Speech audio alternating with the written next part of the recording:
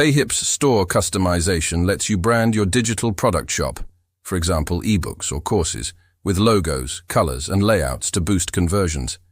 Use the dashboard's editor, no coding needed for basics, advanced via CSS. Free plan limits some features. Pro, $20 per month, unlocks full themes. Changes apply instantly, preview before saving. Log into dashboard. Visit Payhip. Sign in, click Store tab. Customize. Upload branding. Add logo.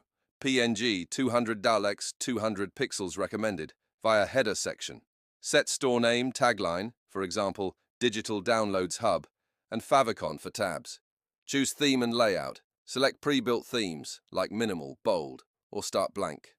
Adjust layout. Grid and list view for products, sidebar on and off. Enable sections like testimonials or banners. Customize colors and fonts. In styles, pick primary and secondary colors. Choose fonts.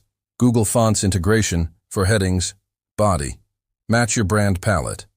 Add custom CSS JS. For pro users, go to Advanced Paste CSS or JS for animations. Embed videos or widgets. Set pages and SEO. Create custom pages, like About FAQ, via Pages.